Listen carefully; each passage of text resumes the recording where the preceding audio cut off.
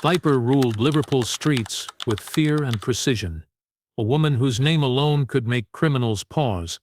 Behind the glittering facades of the city, she orchestrated disappearances, violent turf wars, and a criminal empire that even the police feared to touch. This is the story of the city's darkest nights, where loyalty was deadly, betrayal was inevitable, and no one was ever truly safe. Liverpool's waterfront, bustling and lively by day, transformed into a city of shadows as night fell.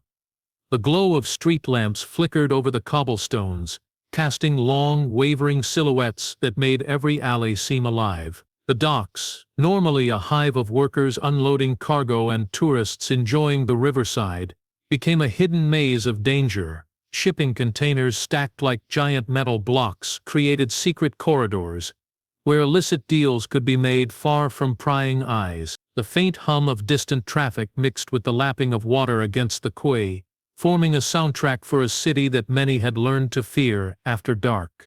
For years, whispers of illegal activity had drifted through Liverpool's backstreets. Smuggling, drug trade, and underground gambling rings were known only in fragments, mentioned cautiously in hushed conversations among locals. Residents had grown accustomed to avoiding certain streets at night, sensing something was off without fully understanding why. But the true scale of the city's underworld remained hidden, even from the authorities. Only in retrospect would the patterns become clear, a network of criminals quietly ruling large parts of the city, leaving chaos and fear in their wake. It was not the kind of city that admitted its secrets easily. Ordinary citizens walked home under dim streetlights, clutching their bags and avoiding eye contact with strangers.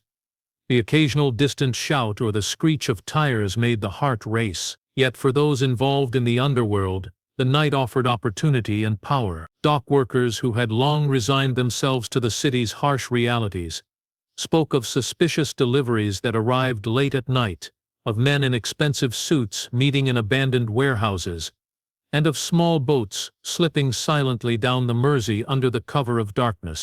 The police had tried to keep pace, but corruption and fear had slowed their efforts. Officers patrolling the docks often reported feeling watched, and some began avoiding late-night shifts entirely. Surveillance cameras occasionally captured blurred figures moving quickly, yet those images rarely led to arrests. There was always someone one step ahead, someone who knew the city's streets better than those who sought to enforce the law. Yet, even among the shadows, the city had a strange rhythm.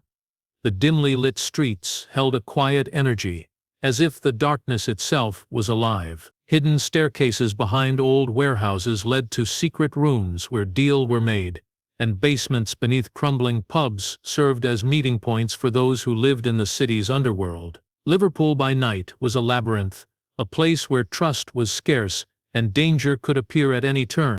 It was in these conditions that the city's most cunning criminals thrived, learning to blend in, observing ordinary life while plotting acts of violence and deception just beyond the eyes of the public. And yet, despite the fear and violence, there was an undeniable allure. The docks, the alleys, the faint smell of the river mingling with the cold night air. It drew people in, daring them to step closer, even as danger lurked in every shadow. In Liverpool, the night held stories that were darker and stranger than anyone could imagine, waiting for those bold or foolish enough to uncover them. At the heart of Liverpool's dark nights was a woman who seemed to move through the city like a ghost, unseen but everywhere. Known only by the street name Viper, she had carved a reputation that sent shivers through the criminal underworld. Her rise to power was as unexpected as it was ruthless. Born into poverty, she had learned early that survival required cunning, courage, and a willingness to do what others could not. While other children played in the streets, she observed patterns: who to trust, who to fear, and who could be used to climb higher. By the time she reached adulthood, Viper was no longer just surviving, she was calculating, orchestrating, and slowly taking control. Her influence stretched across Liverpool's neighborhoods. Backstreet clubs and abandoned warehouses were only the visible edges of her empire. Nightclubs downtown, prestigious by day and dangerous by night, became her meeting grounds for deals that decided the fate of rival gangs. She moved among wealthy patrons and ordinary citizens with the same calm demeanor, a mask that concealed the iron grip she held over the city's illicit trades. No one suspected that the glamorous figure attending charity galas and business events by day was the same person who orchestrated violent attacks and smuggling operations after dark. Viper's power came not from brute strength, but from intelligence and fear.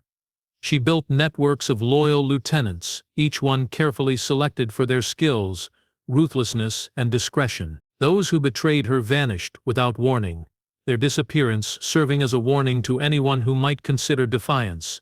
Violence was not random, it was precise, controlled, and always purposeful. Rumors of her methods spread quickly, often exaggerated, yet even the stories that survived were chilling enough to keep competitors wary. Despite her infamy, Viper remained invisible to law enforcement for years. Police investigations often hit dead ends, confounded by the layers of deception she constructed. False identities, coded messages, and clandestine meetings made it nearly impossible to track her operations. Even when raids occurred, they often yielded only minor arrests or trivial evidence, leaving the true mastermind untouched. She had learned to exploit weaknesses in the system, understanding that patience and timing were more powerful weapons than guns or knives. Yet, Viper's rise was not without risk. Rival gangs constantly sought to challenge her, believing that one misstep could topple her empire. Some attempted violent takeovers, others tried infiltration, and a few even attempted assassination. Each attack was met with a calculated response that left her opponents humiliated, punished, or removed entirely. Her reputation grew, not just as a criminal but as a strategist, who could anticipate every move, turning potential threats into opportunities for control. What made Viper truly terrifying was her ability to walk unnoticed in plain sight. She was part of the city, intertwined with its daily life, and yet untouchable. The people of Liverpool, aware of her power, often whispered her name with a mixture of fear and awe, never fully understanding the scope of her influence. Her story was one of cunning ambition and calculated cruelty, a reminder that in the city's shadows, appearances were never what they seemed, and the true rulers moved silently, shaping the fate of everyone around them without leaving a trace.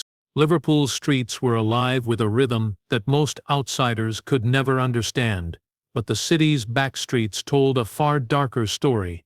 Violence had begun creeping into neighborhoods that had once been considered safe, and the terror was precise, deliberate, and unrelenting. Murders erupted suddenly, often in the dead of night, leaving residents startled and fearful. It wasn't random chaos. Each act of violence carried a message, a warning to rivals or an assertion of control. The city had become a chessboard, with blood serving as a grim punctuation mark on the moves made by unseen hands. The victims were never the ones who drew attention. Ordinary people, shopkeepers, street vendors, even young men walking home, were caught in the crossfire of a system they could never hope to understand. The backstreets became arenas of power, where disputes over territory, drugs, or money were settled with brutal efficiency. Often the scenes of these crimes were staged, almost artistically, leaving investigators with more questions than answers. A message scrawled in graffiti on a wall, a discarded item left near the body, or the placement of the corpse itself, all carried meaning for those who knew how to read it. For everyone else it was terror in its rawest form. The police struggled to keep up. Patrols were frequent, but the criminals were faster, smarter, and always prepared. CCTV footage often captured fleeting shadows or blurred figures moving too quickly to identify. Even witnesses, terrified of retaliation, often stayed silent, choosing survival over justice. Newspapers reported sporadically, wary of the danger in documenting crimes that seemed to reach higher and higher into the city's underworld. Fear spread like wildfire, and residents learned to adapt, locking doors earlier, avoiding certain streets, and keeping their heads down. Amidst the violence, rival gangs emerged like shadows mirroring Viper's own empire. Each group was desperate to carve out territory, to prove dominance, or to avenge a fallen member. Turf wars became frequent, erupting with sudden intensity and vanishing just as quickly, leaving behind shattered windows, bloodstains, and a sense of unease that never dissipated. Neighbors whispered about who had been attacked and why, piecing together stories that the police could not confirm, while children grew up understanding that the city's darkness was something to be navigated carefully. The murders and turf wars were only one part of the story. Liverpool's crime capital reputation was also fueled by disappearances, arson, and organized theft. Residents began to realize that no place was truly safe, that violence could strike in the quietest moments, and that the streets themselves held secrets that no one dared speak aloud. Even those who believed they were untouchable, living seemingly ordinary lives, could become pawns in a game far bigger than themselves. Yet the city's underworld thrived, not just because of fear, but because it had become a self-sustaining ecosystem. Corruption, loyalty, and betrayal coexisted in a delicate balance, creating a cycle of power that was almost impossible to break. Each crime, each violent act, reinforced the idea that Liverpool was a city ruled by shadows, and that survival depended on understanding the rules of a game few could see. The backstreets held stories of pain, strategy, and brutality, and anyone who ventured too close risked becoming part of a narrative they could never escape. Liverpool's nights had already become a city of shadows, but as the disappearances began, fear took on a new, almost tangible shape. People vanished without warning or explanation, leaving behind only questions and shattered families. Shop owners closed their businesses earlier than usual, neighbors stopped talking openly in their streets, and the city seemed to hold its breath, waiting for the next name to be whispered into silence. It was not random, nor was it chaotic. Each disappearance carried a signature, a method that suggested organization and intelligence far beyond petty crime. The unknown perpetrators were meticulous, leaving almost no trace behind. Authorities soon discovered that these were not simple cases of runaway residents or minor gang conflicts.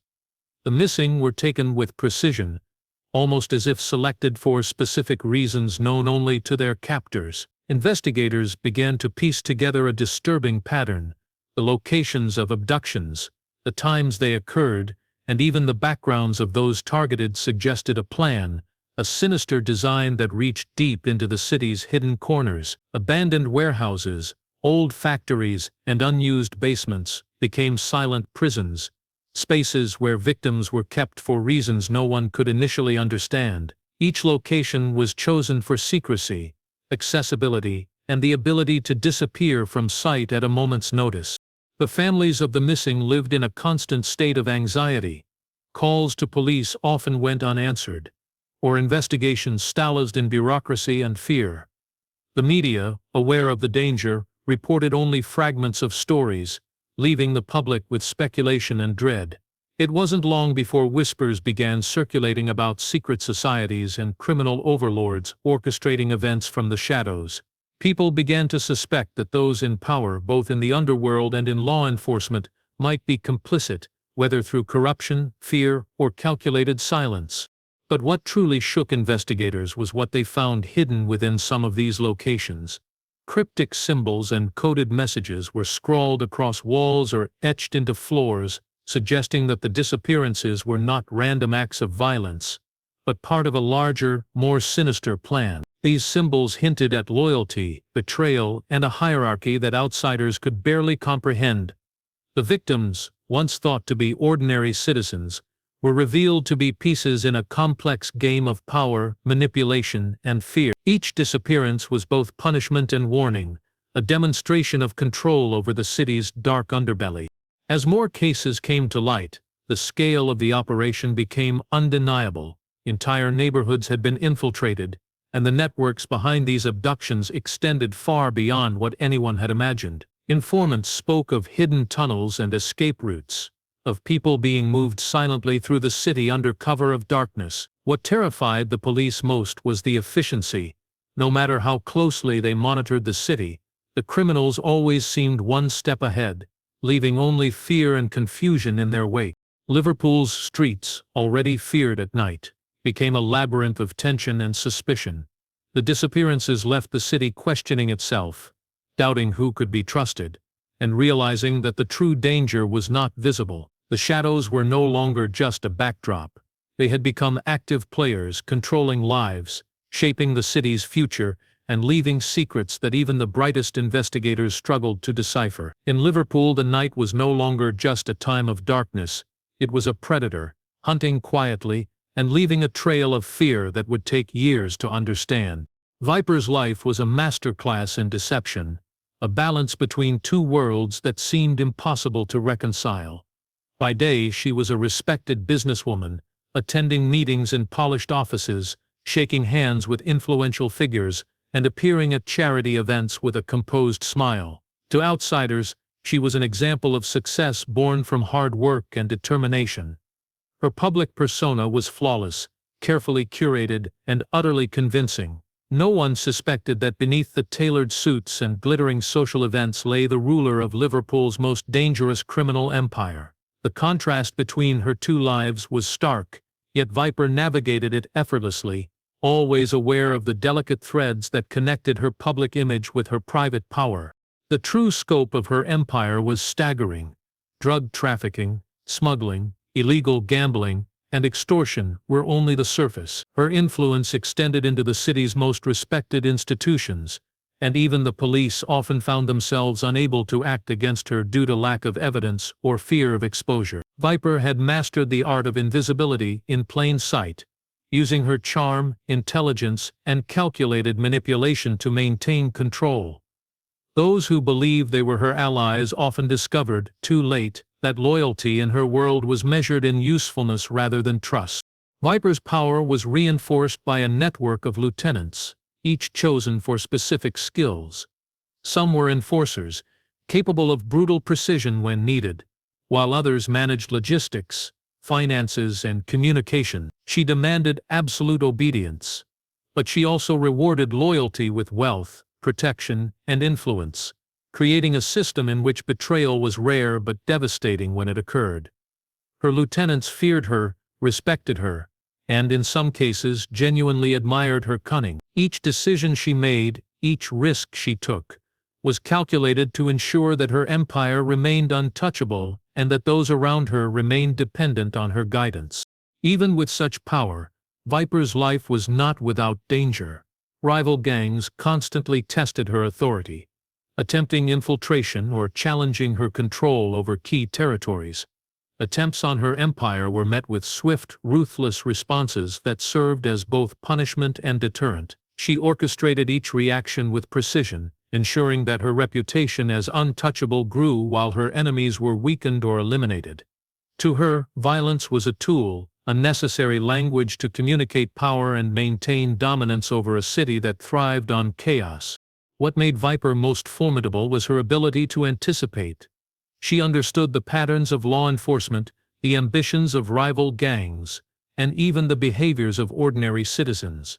Every meeting, every transaction, every minor act of defiance was analyzed for potential risk. This foresight allowed her to stay one step ahead, avoiding capture and ensuring her influence extended beyond the visible reach of the police or the press. Yet, even as she maintained control, there was a tension that hung over her world. Every empire eventually faces cracks, and the slightest mistake could unravel everything she had built. But Viper thrived in this tension, using it to sharpen her instincts and tighten her control. The city's people, unaware of the dual life she led, continued their routines, oblivious to the fact that the woman smiling at a charity gala was the same person orchestrating disappearances, violence, and fear under the cover of darkness. Liverpool had never seen someone like her, and for the city's underworld, that made her both a symbol of fear and a force impossible to ignore. No empire lasts forever, and even Viper's carefully constructed reign began to show signs of fragility. The cracks appeared first in whispers, in fleeting moments when trusted lieutenants hesitated or rival gang members moved too freely. One of her closest aides, a man who had been with her since the early days, began communicating with competitors, passing along fragments of her plans, unknowingly setting a chain reaction in motion. The betrayal was subtle at first, missed meetings, unexplained delays, minor leaks of information, but it soon escalated into open threats and violent confrontations. Viper, who had built her power on precision and foresight, now faced the terrifying reality that the very people she trusted could undermine everything she had achieved. The tension within her organization grew rapidly. Meetings that were once calm and calculated became charged with suspicion and fear. Lieutenants who had followed her unquestioningly now cast wary glances, unsure who was loyal and who had been corrupted. Viper's genius was in her ability to recognize these fissures before they became disasters. She responded with a calculated combination of intimidation, strategic alliances, and selective punishment, reinforcing her authority while simultaneously rooting out potential threats. Every move was measured, designed not only to maintain control but to instill fear in those who dared consider betrayal. Meanwhile, rival gangs sensed opportunity in the chaos. The city's criminal underworld, usually subdued by the shadow of Viper's influence, began to assert itself more aggressively. Turf wars erupted with renewed intensity, smuggling routes were contested, and violence spiked in neighborhoods that had previously been quiet. Police forces, long frustrated by the precision and elusiveness of Viper's empire, saw a chance to exploit these cracks. Surveillance increased, undercover operations multiplied, and investigators began connecting dots that had previously seemed isolated or insignificant. Despite the growing threat, Viper remained elusive. Her ability to predict moves and counter them almost in real time allowed her to stay ahead of both her enemies and law enforcement. She relied on an intricate network of informants, coded messages, and hidden safehouses. Even when raids occurred, evidence was destroyed or planted elsewhere, leaving authorities with nothing concrete to pursue. Her control over information was as formidable as her control over the streets, allowing her to manipulate perception and maintain an aura of untouchability. Yet the betrayal that sparked these events was not merely a threat to her operations, it was a psychological attack. Viper had built her empire on trust, fear, and respect, and the realization that one of her closest allies could betray her forced a reckoning. She became more ruthless, more calculating, and more secretive, conducting her plans with layers of deception that even seasoned law enforcement struggled to penetrate. Every action now carried additional weight, every decision a test of loyalty and foresight. Liverpool, a city already haunted by fear, now witnessed the subtle unraveling of its most dangerous criminal network. Violence flared, unpredictably. Rumors of internal conflict spread, and ordinary citizens sensed that something monumental was unfolding behind the city's closed doors. Viper, the woman who had seemed untouchable, faced the most dangerous opponent of her life, betrayal from within. And in the shadows the city held its breath, knowing that the coming weeks could change the balance of power forever, leaving scars that would remain long after the dust settled. After years of investigation, months of planning, and countless risks, the authorities were finally ready to strike. The sting operation had been meticulously orchestrated, designed to catch Viper in the act and dismantle the empire she had built from the shadows. Every detail had been rehearsed, every route analyzed, and every potential escape covered. The officers involved were aware that this might be the most dangerous operation in the city's history. Viper was not just another criminal to be apprehended, she was a strategist, a master of deception, and a predator who had outsmarted law enforcement at every turn. The stakes were higher than ever, and failure was not an option. The trap was set in an abandoned warehouse on the outskirts of the city, chosen for its isolation and the control it offered investigators over the environment. A fake deal had been arranged, meant to lure Viper in under the guise of a major transaction. Every street leading to the warehouse had been monitored, escape routes blocked, and backup units stationed nearby. Surveillance cameras captured every inch of the approach, and undercover officers were positioned inside, ready to apprehend her the moment she entered. For months, intelligence had been gathered, patterns observed, and risks calculated. It was a plan designed to leave no room for error. On the night of the operation, Viper arrived with her usual calm and composed demeanor, as if she were attending one of her public events rather than walking into a trap. Every movement she made was deliberate, measured, and confident, reflecting the careful control she maintained over her empire. Investigators watched anxiously as she moved through the shadows, seemingly oblivious to the intricate web that had been set around her. At that moment, it seemed as if victory was within reach. Then, in an instant, everything changed. A hidden informant, whose loyalty had been overestimated, revealed the operation to Viper at the last possible moment. She paused briefly, assessed the situation, and vanished into the night with the precision and speed that had become her trademark. Officers rushed to intercept her, but the streets were already empty, leaving behind only chaos, confusion, and shattered plans.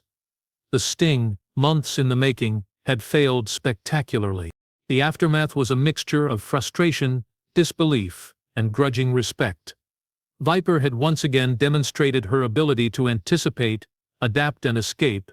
Investigators were left to piece together the night's events, analyzing what had gone wrong and who had betrayed them. The city's criminal landscape shifted subtly in the wake of the failed operation, as rival gangs and law enforcement alike reassessed their strategies. Even in failure, Viper reinforced her reputation as untouchable, leaving both the police and her enemies aware that her influence extended far beyond what anyone had imagined. For Liverpool, the night of the sting became a legend whispered among those who followed the city's underworld. It was a reminder of the power and cunning that governed the streets, of the thin line between order and chaos, and of a criminal whose intelligence and foresight made her nearly impossible to capture. While authorities regrouped, Viper's shadow stretched longer than ever, a chilling symbol of control, danger, and the mysteries that still lurked in the city's darkest corners. Liverpool had learned once again that in a city of shadows, the predator often outsmarts the hunter, and the story was far from over. Liverpool never truly sleeps, and its shadows never truly vanish. Even after the failed sting operation, the city remained a labyrinth of secrets, corruption, and hidden danger. The underworld continued to hum with quiet activity, driven by ambition, greed, and the relentless pursuit of power. While Viper's empire had been partially disrupted, the network she had built was resilient, sprawling into the city's forgotten corners and adapting to the constant pressure of law enforcement. New players emerged, eager to claim territory, test loyalties, or exploit weaknesses, but they quickly learned that the streets of Liverpool were not easily conquered. The people of Liverpool had grown accustomed to the fear that permeated the night. Shopkeepers, residents, and even casual visitors moved through the city with caution, avoiding certain streets, scanning the shadows, and listening for sounds that might indicate danger. Every alleyway, abandoned building, and dimly lit corner held a story, a warning, or a secret. The city's darkness was no longer just an absence of light, it was a presence, tangible and threatening, shaping the behavior of everyone within its reach. Those who ignored it did so at their own risk, often becoming part of a story that would never be told in the newspapers or remembered by the authorities. The disappearances, the murders, and the turf wars had left scars that could never be erased. Families remained haunted by unanswered questions, friends whispered of suspicious sightings, and law enforcement struggled to understand the full extent of what had transpired. Cryptic messages, hidden symbols, and coded warnings suggested that the operations of the criminal underworld were far more organized than anyone had anticipated. The city itself seemed to have learned the rules of the game, where silence, observation, and caution were as necessary as courage. Even as the city adapted, the legend of Viper grew. Her ability to evade capture, manipulate her environment, and maintain control over such a sprawling network became the stuff of urban mythology. She was a ghost, a force that could not be contained, a reminder that power in Liverpool was rarely visible but always present. For those who sought to challenge the status quo, she remained a warning that intelligence, strategy, and ruthlessness often outweighed brute force. Her story was not just about crime, but about the shadows themselves, how they moved, how they controlled, and how they could never be fully understood. Yet there was a grim beauty in Liverpool's darkness, a rhythm that defined the city as much as its architecture. its river, or its history.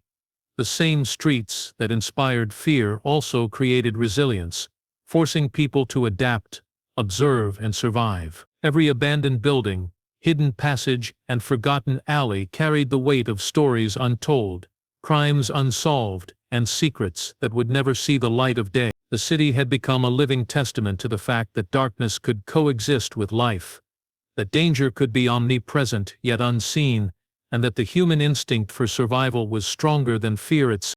Liverpool's after-dark world was far from over. While some believed that the reign of criminals like Viper might eventually end, the truth was far more unsettling.